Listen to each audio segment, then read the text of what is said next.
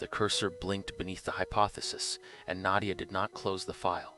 She opened the next run's manifest instead, a D-rank quarry gate 3 days out. Every sensor on the roster still pointed dutifully at the monsters. One by one, she began to turn them around. Forget the gate, track the porter. Body cams, drones, mana telemetry. She retasked all of it to orbit a single unremarkable man on the crew list. If he so much as breathed magic on that quarry floor, the instruments would have it 6 decimal places deep. There was only one seam in the plan. An order this invasive needed a director's signature, and the porter sat on Hale's own roster. By the time the office lights came up, the requisition was finished on her tablet. Buried in procurement boilerplate, her name the only part anyone would ever skim. Hale signed the targeting order without reading past her name. Whatever keeps the auditors busy, he said. The director had now personally funded every step of the investigation, pointed at his own roster, one careless stamp at a time. The night before, Theo had stared at his hidden ledger and faced its hole. Every skill he owned was magic, copied by sight, free. Physical techniques are different, though as the lattice only gives through touch, through contact, usually through getting hit. For months he had watched the frontline hunters breaker fist crack monster shells like eggs, and seen nothing to read. No weave, no threads. A body technique lives in muscle and bone, so he made a quiet, insane plan: take one glancing blow. On purpose.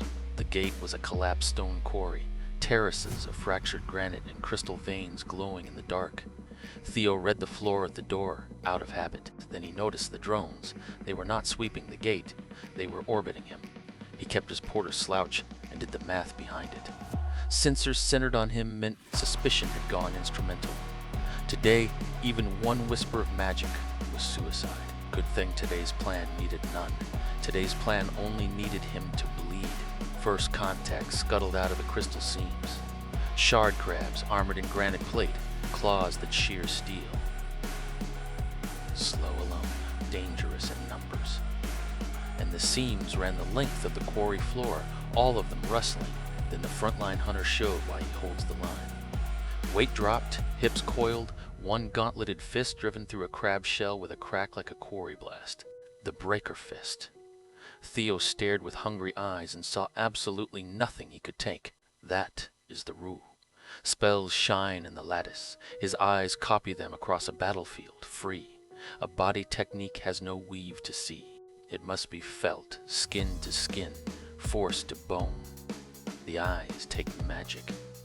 The body pays for the rest. The seams emptied at once. Dozens of shard crabs boiled up through the quarry floor, flanking wide around the line, and a spur of the swarm cut straight toward the soft targets at the rear. The auditor and the porter. The frontline hunter wheeled back to cover them, gauntlets already winding into the breaker stance. And Theo saw his one chance of the year assembling itself in real time. The technique. The chaos. The perfect excuse. All he had to do was mistime a dodge. So the man who has rehearsed 10,000 falls performed his masterpiece. A panicked scramble, half a step wrong, into the outer arc of the swing as it pulped the lead crab. The shockwave's edge caught his shoulder, and ribbed like a falling wall. The world went white. And inside the white, through cracking ribs, Theo finally read it. Not with his eyes. With his bones, the whole kinetic chain, heel to hip to fist, stamped into him by impact. A body's lattice learned the only way it teaches. The copy landed the way every copy lands. Weak. Knowledge without muscle, a master's blueprint wired into a porter's arms. Untrained, it would not crack an eggshell. But it was his. The first physical technique in the quiet arsenal. Paid for in bone. Then the bill arrived. Theo hit the gravel gasping. 2 ribs cracked, vision swimming, and none of it was acting. He had always known the rule in theory, the body pays. Knowing it and coughing in the dust under it are different educations. The medic reached him in seconds, green light steadying the cracked ribs to merely broken feeling. The frontline hunter knelt, apologizing over and over. Voss laughed from the line. Only Zero could lose a fight to his own side. Theo waved it off with the embarrassed grin of a man who falls for a living. Inside, behind the grin, he was already replaying the kinetic chain on loop, terrified of losing 1 degree of it before he could write it down, 20 feet away. Nadia had watched the whole thing with her own eyes, and her own eyes told her something the cameras might not. People flinch away from a blow. For 1/4 of 1 second, the porter's weight had shifted toward it. The rest of the run was almost boring. Voss blew the swarm's nest with a flashy detonation and claimed the day. The line mopped up the stragglers, and the porter limped at the rear, casting nothing, nudging nothing, clean as a stone. They walked out at dusk, packs redistributed off the injured porter for once. The report would read, D. Rank gate cleared under Commander Voss. 1 logistics casualty, minor. For once, nearly every word of it was even true. That night, Nadia tore into the telemetry she had aimed at one man, certain of her catch. 40 hours of data. 0 anomalies. No spikes, no silent casts, nothing. The trap she had built for a sorcerer had closed on an ordinary, unlucky porter. Any other analyst would have closed the file. She opened the body cam of the injury instead, frame by frame. There, heel pivoting, center of mass easing into the arc. People dodge out of danger. The porter had dodged into it. Entry 9 went into the private file with a question instead of a hypothesis. No magic on any sensor, and a man who chose to be hit. What does a person gain from taking a blow? She did not know yet. She would. Across the city, Theo limped home through the neon, ribs taped, every breath a small invoice. He took the long way twice and doubled back once out of habit. Habit missed the quiet car parked across from his building. Behind a locked door, he allowed himself 5 minutes with the prize. 1 breaker punch, executed at quarter speed, into a pillow. It landed like a handshake and lit his ribs on fire.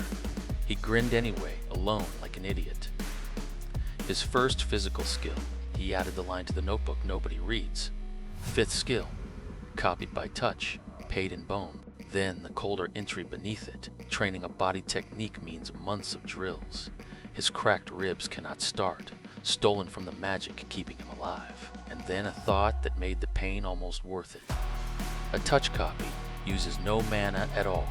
No weave, no spike, no signature. Whatever instruments were sniffing around him lately, he now owned a weapon that no machine on Earth could smell. In the quiet car across the street, Nadia lowered her binoculars and wrote down the time his light went out. The audit had ended at the gate mouth.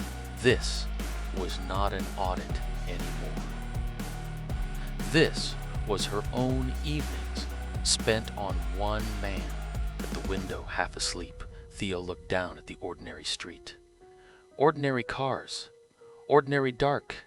He had survived her eyes twice and her machines once, and tonight he felt almost safe. Almost is the most expensive word he owns. In the car, Nadia typed the porter's home address into the private file and stared at the dark window above. The gates had taught her nothing, so the next experiment, she decided, would not happen inside a gate at all.